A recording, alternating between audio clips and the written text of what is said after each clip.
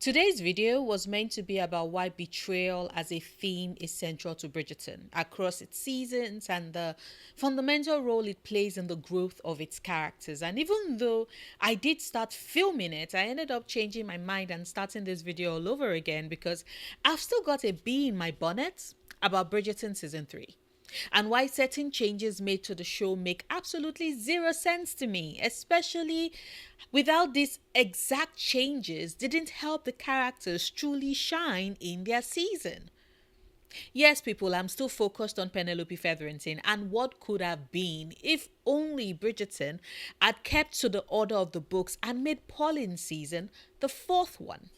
Let's talk about that, shall we? Now, I know a lot of people's argument for why Bridgerton should have kept Polin as the fourth season instead of the third is more in alignment with regards being able to stick with the actual timeline for the books.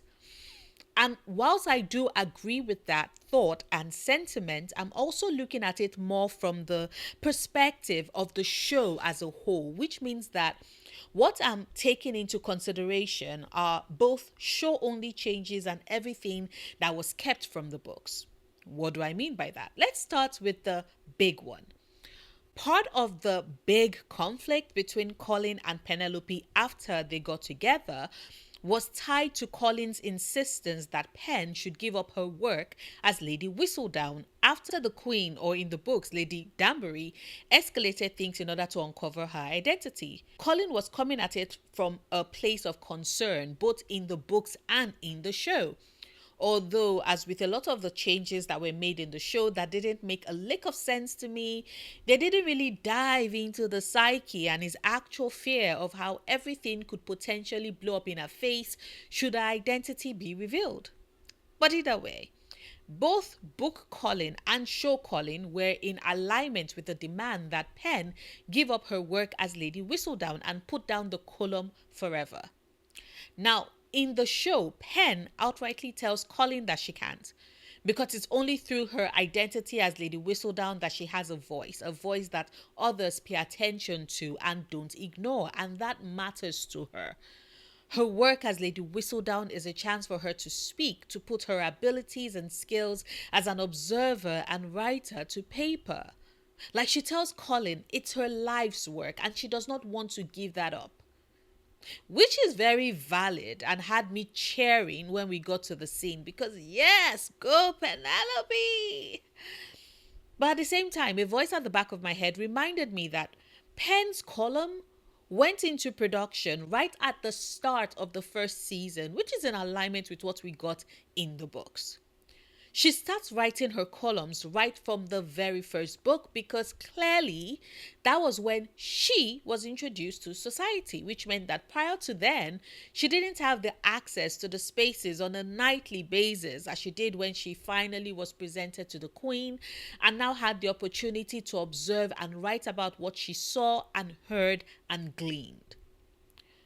The reason why I'm bringing this up is because, as far as the story is concerned, the difference in time between when Pen started writing her first issue and when the season for her romance kicked in was just 3 years. And you're probably thinking, okay, Noria, what's the correlation? Why is your thought going in this direction following Penelope's speech on why she doesn't want to give up her identity and work as Lady Whistledown? Well, it's because I don't know about you, but I had to employ quite the suspension of disbelief in that scene. Like, yes, I know her work matters to her, but there's a difference between how much her work matters to her when she's been doing it since 1813 and the year is now 1815 and it being 1824. If the show had just stuck to the right order and time period that is meant to be Pauline's.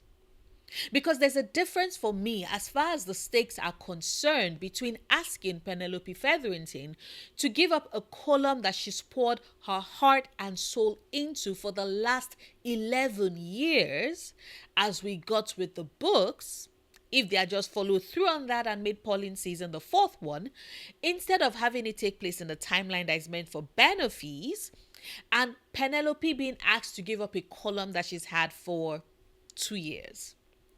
Like, I'm not trying to say that the work she's poured into it is in any way less important because of the time not being as long, but it just ups the stakes and also further highlights just why Penelope considers it her life's work and is so damn stubborn about it. We lost a bit of the oomph with the change in the time. Another thing that we sacrificed with Polin being season 3 instead of season 4 and getting to enjoy the slight time skip that comes with that is Penelope's maturity. Now, this is not me saying that Penelope Featherington does not have a good head on her shoulders. She's smart and witty and cunning, my darling baby girl. And yes, she does have a wisdom that far exceeds a lot of the other women in the town. I mean, there's a reason why she and Eloise are best friends.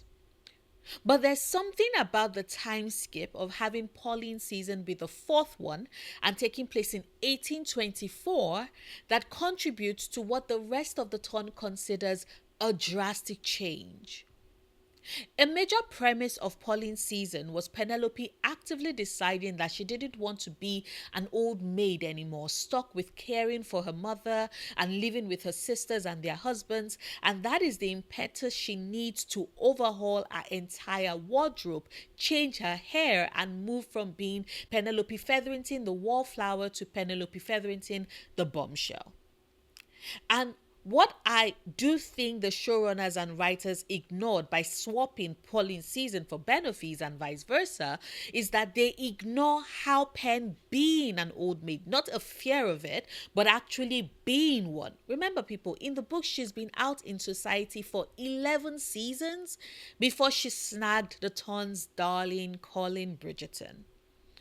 But as I was saying, they ignore how Pen, being an old maid, plays a very active role in her decision to say, fuck it.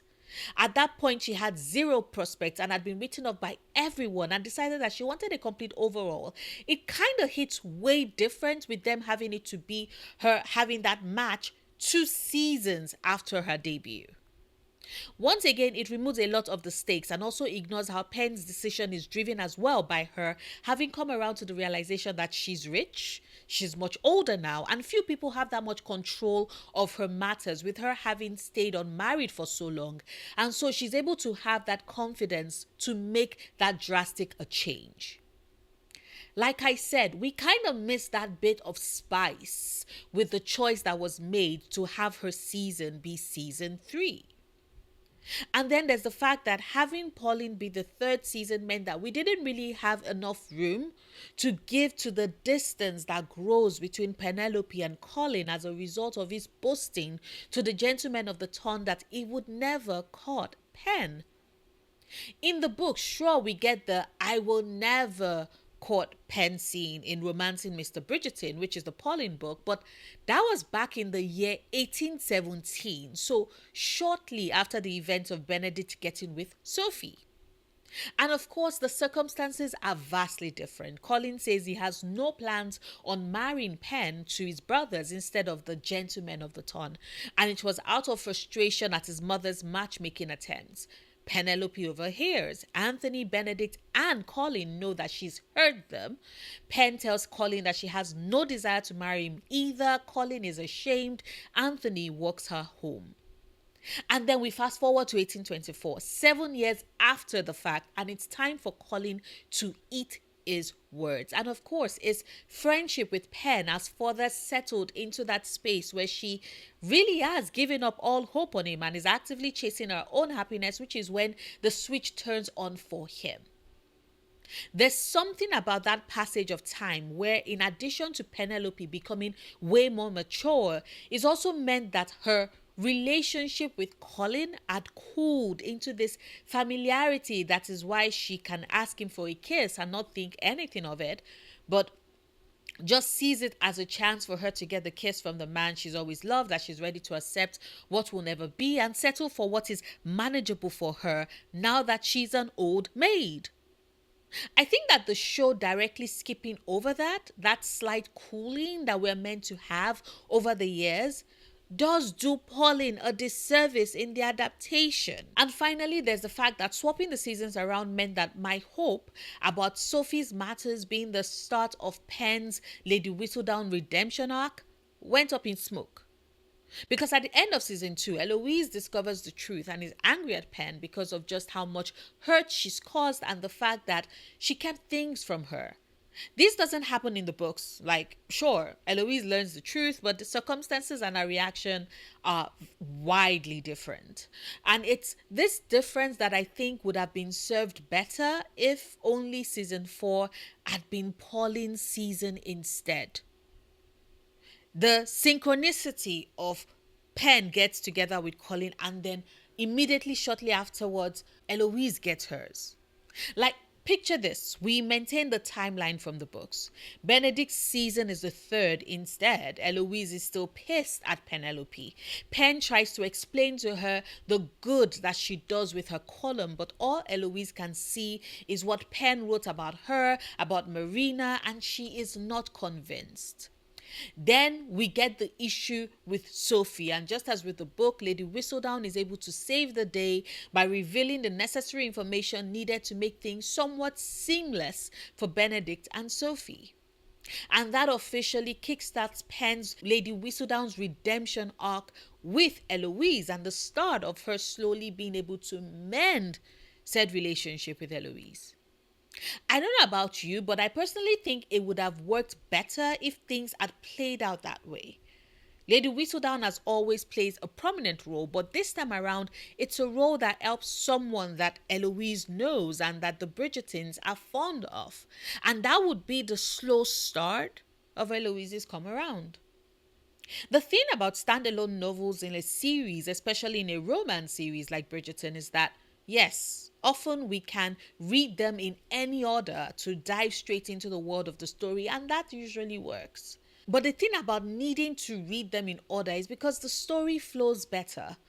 The character introductions and interactions and eventual growth work if we're able to follow them all the way through, even when they are secondary characters that we were introduced to in other books in the series.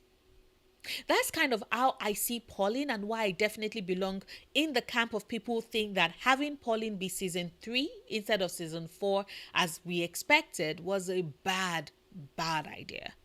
But that is just me, of course, and my thoughts. I would, as always, love to hear yours. Do you agree with me? Do you disagree with me? Please let me know your responses and thoughts in the comments. Like this video if you've watched this far and haven't done so yet. Share this if you want. Support me on Patreon if you can. And until tomorrow's video, do remember, obsessing over the things you love, perfectly valid coping mechanism.